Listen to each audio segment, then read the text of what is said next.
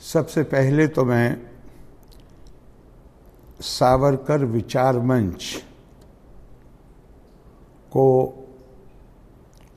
साधुवाद देना चाहता हूँ इस कार्यक्रम को आयोजित करने के लिए, और मंच के अध्यक्ष डॉक्टर अजय दत्त शर्मा जी और अश्वनी कुमार राय जी के प्रति कृतज्ञता व्यक्त करना चाहूँगा कि उन्होंने इस कार्यक्रम में भाग लेने के लिए मुझे भी आमंत्रित किया और ये मौका दिया कि मैं अपने विचार आपके साथ साझा कर सकूं।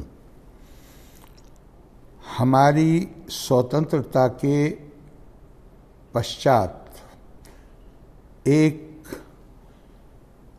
वर्ग विशेष ने सुनियोजित तरीके से प्रचार तंत्र का इस्तेमाल करके वीर सावरकर जी की ऐसी तस्वीर उभारने की कोशिश की जिससे लगे कि वो घोर सांप्रदायिक थे, फासिस्ट थे और एक जैसे एक रूपता या एक समानता पूरे देश पर थोपना चाहते थे।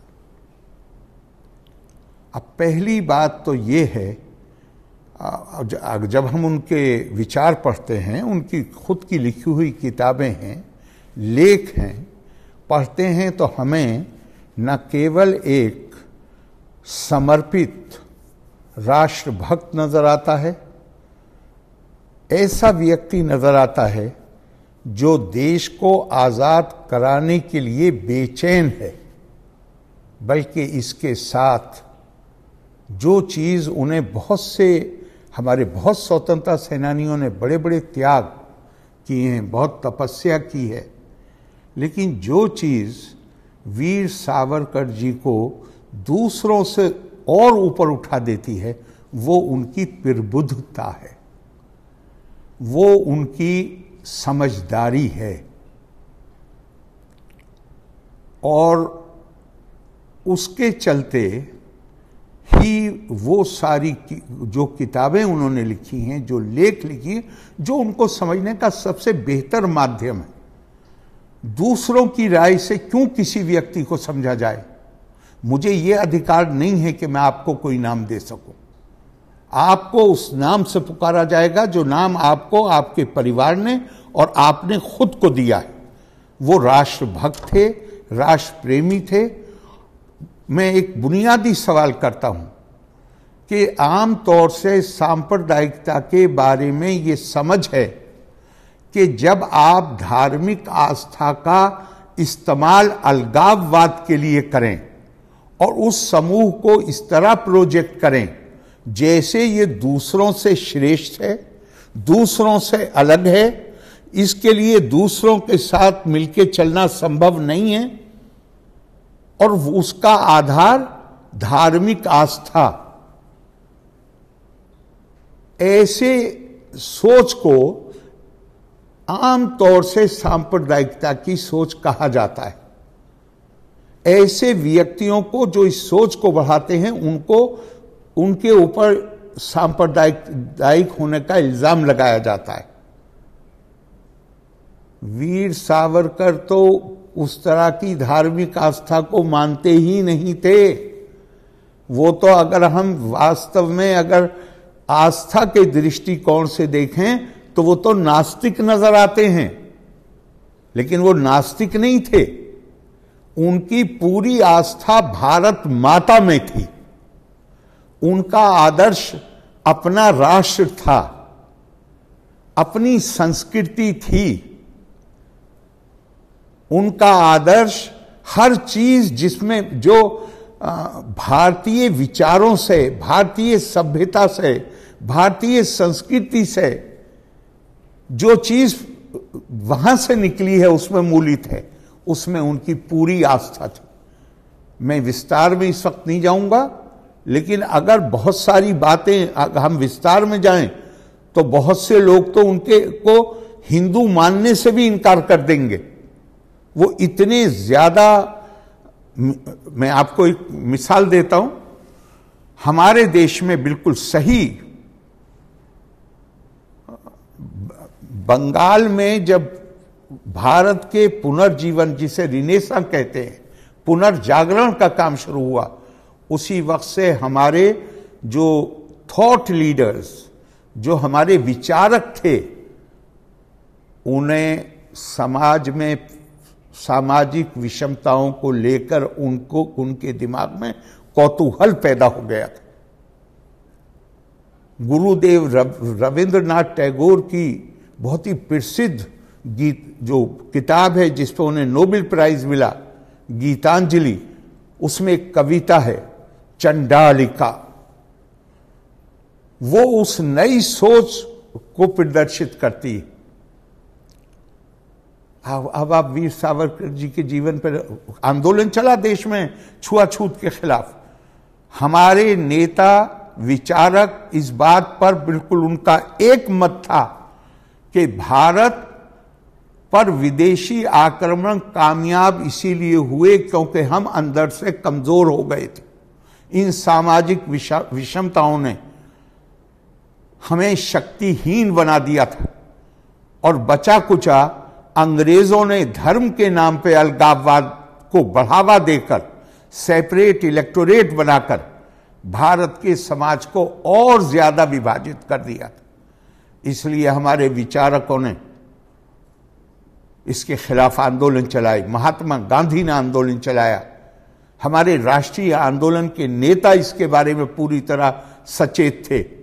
लेकिन अगर इसके इतिहास पर नजर डालें तो छुआछूत के खिलाफ पहला आंदोलन वीर सावरकर जी ने रत्नागिरी जिला महाराष्ट्र वहां पर शुरू किया और उनके आंदोलन के संबंध में हमारे उस वक्त के राष्ट्रीय नेताओं ने सब ने उन्हें साधुवाद दिया, उनकी प्रशंसा की और ये कहा कि इसमें उनके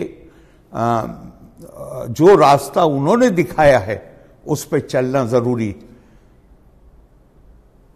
सांप्रदायिकता का इल्जाम तो इसलिए उन पर नहीं लग सकता कि वो उसे जो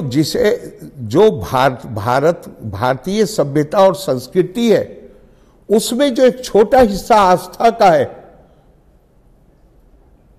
जिसके आधार पर अलगाववाद पैदा किए जाते हैं, वो तो अगर हम गौर से देखें तो वो तो उसको मानते नहीं थे। तो वीर सावरकर जी, एक और उनके ऊपर बड़ा इल्जाम लगाया जाता है कि उन्होंने अंग्रेजों से माफी मांगी। मैं एक सवाल करता हूं कि पहली बात तो यह है, क्या किसी एक व्यक्ति के पूरे चरित्र का, उसके व्यक्तित्व का आकलन करने के लिए ये जाने बगैर कि किसी खास काम के पीछे संदर्भ क्या था, उस संदर्भ को जाने बगैर क्या हमें यह हक हासिल है कि हम उसको कंडम कर सकें? कम से कम संदर्भ तो जानिए। जिन लोगों ने सावरकर जी को आजीवन कारावास दिया था,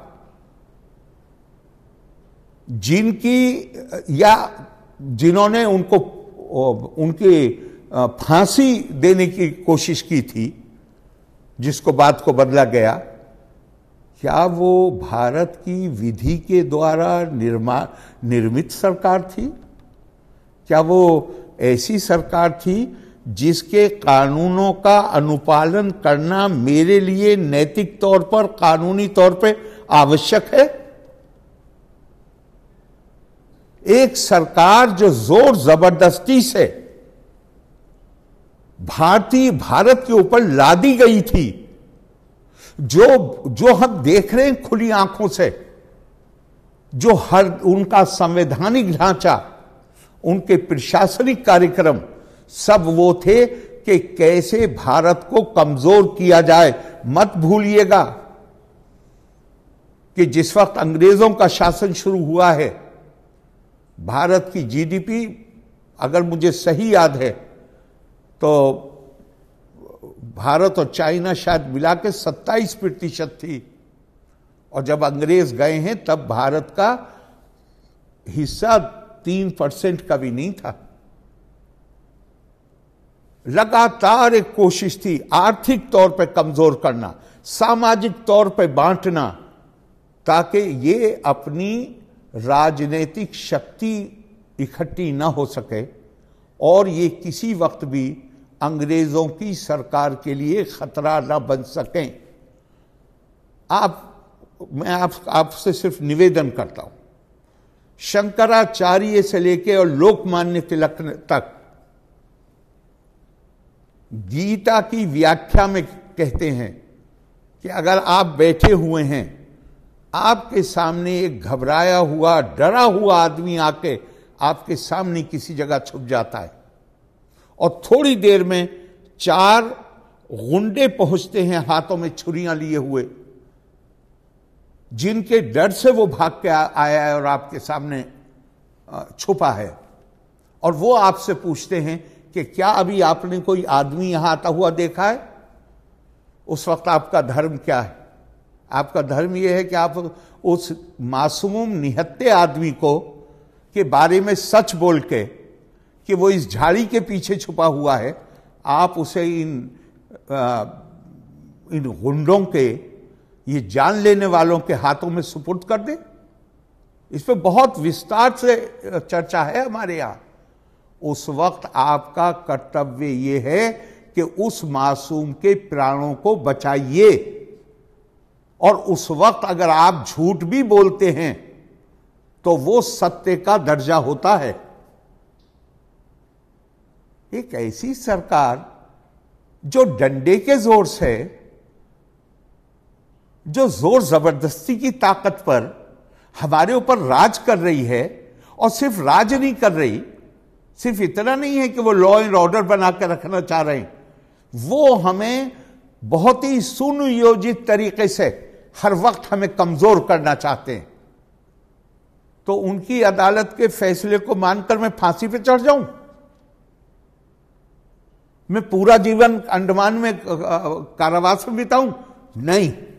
उस वक्त कर्तव्य यह है कि किसी तरह बाहर निकलिए, और जितनी आपके पास शक्ति है या जो कुछ भी आप कर सकते हैं, खुले तौर पर, छुपे तौर पर, अपनी वाणी से, अपनी लेखनी से, उस वक्त आपका कर्तव्य, मेरा कर्तव्य यह है कि मैं उस राष्ट्रीय चेतना को जगाने का काम करूं, जिससे इस देश को दास्ता की बेड़ियों से मुक्त किया जा सके और अंग्रेजी सरकार से छुटकारा पाया जा सके।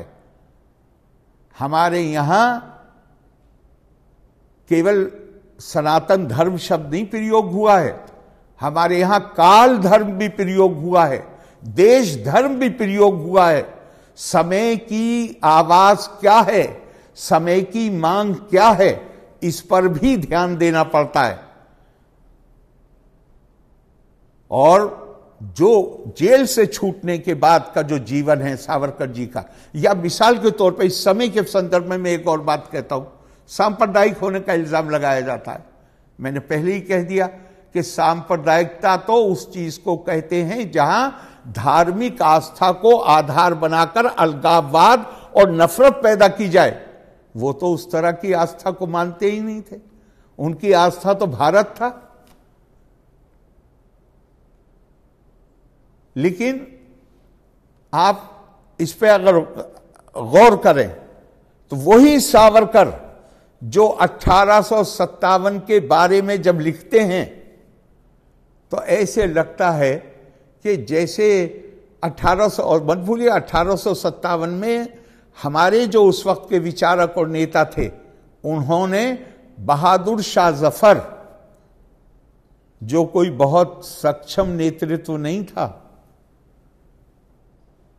83 साल की उम्र थी, और मुझे याद आता है जो मैंने पढ़ा है इतिहास की किताबों में कि जब मेरठ के सिपाही लाल किले में पहुंचे और उन्होंने कहा कि आप हमारे नेता हैं, तो उन्होंने उनकी बात सुनी, उनको बिठाया और बहादुर शाह जफर ने भाषण दिया और कहा मेरी उम्र 83 साल है, मेरे पास पैसे नहीं हैं, मैं जंग भी नहीं लड़ सकता, तुम लोग मेरा समय बर्बाद कर रहे हो। तो उन सिपाहियों में से एक जिसका नाम बुद्धसेन था वो उठ के खड़ा हो गया। जब उनके, वो शायर आदमी थे, कवि थे, भाषण लंबा हो गया होगा तो एक सिपाही उठ के खड़ा हो गया और वेस्टर्न यूपी का था, तो वेस्टर्न यूपी में जो भाषा प्रयोग होती है वो उसने की। और उसने कहा कि, उसने बादशाह नहीं कहा, उसने कहा ए बुढ़े सुन लो, ना हमें तुमसे पैसे चाहिए, ना हम तुम्हारे हाथ में तलवार दे के कहेंगे कि तुम लड़ो, हम लड़ेंगे और नारा लगाएंगे बहादुर शाह जफर जिंदाबाद और भारत को आजाद कराएंगे। जरा देखिए, वीर सावरकर जी ने 1857 की जो असफल क्रांति है उसके बारे में क्या लिखा है। बिल्कुल ऐसे लगता है जैसे उनका दिल द्रवित हो गया, और वो उस वक्त कहते हैं कि क्या, उसकी मिसाल देके कहते हैं कि ऐसी जो विभिन्न हमारे यहां धार्मिक आस्थाओं में मानने वाले लोग, जो समुदाय हैं, उनके अंदर जो आदर्श एकता है उसके तौर पे वो 1857 की मिसाल देते हैं। कोई आदमी सांप्रदायिक होगा बुनियादी तौर पे तो वो 1857 को आदर्श मानेगा। वीर सावरकर, मैंने पहले ही कहा, उनका सब कुछ, उनकी निष्ठा, उनकी आस्था, सब कुछ उनका भारत, भारतीय संस्कृति, भारतीय सभ्यता, भारतीय परंपराएं, वो उनकी जान थी। 1857 के बारे में ये लिखते हैं, और जब मुस्लिम लीग ने मां के सीने पे छुरी चलाने के लिए, उसके 2 टुकड़े करने के लिए आंदोलन चलाया, उनकी भाषा बदल गई। बदलनी ही चाहिए, इसलिए बदलनी चाहिए कि हर वक्त की अपनी एक जरूरत होती है, एक आवश्यकता होती है। सनातन का मतलब यह नहीं है कि आप काल धर्म के जिस दौर में आप जिंदा हैं उसकी जो जरूरतें हैं उनको आप अनदेखा कर दीजिए। सनातन सिद्धांत वो हैं जो हर युग में एक जैसे रहेंगे, लेकिन वो आपको इसकी इजाजत देते हैं कि आप अपने जिस दौर में आप जी रहे हैं उस दौर में के तकाजों को, उस दौर की मांगों को पूरा करने की शिक्षा भी उन्हीं सिद्धांतों में दी गई है। मैं एक बार फिर आप सबको बहुत बहुत आपको साधुवाद देता हूं कि आपने इस विषय पर, और खास तौर से शायद निर्वाण दिवस है आज या 26 तारीख को, पुण्यतिथि है 26 तारीख को, इस अवसर पर आपने ये आयोजन किया है। आप सब बधाई के पात्र हैं। हमारी जरूरत है, हमारी जिम्मेदारी है कि वीर सावरकर जी के बारे में जो फैली हुई भ्रांतियां हैं उनको हम दूर करें। उसमें हमारी मदद की जरूरत नहीं है, उसमें उनकी लेखनी और वो जो कुछ बोले हैं, अगर हम उसका अध्ययन करें और उसका प्रयोग करें तो मैं आपको दावे से कहता हूं हर आरोप जो उनके ऊपर लगाया जाता है, उनकी अपनी वाणी और अपनी लेखनी काफी है उन आरोपों का जवाब देने के लिए। एक बार फिर आपको धन्यवाद देते हुए आपसे इजाजत लेता हूं। जय हिंद।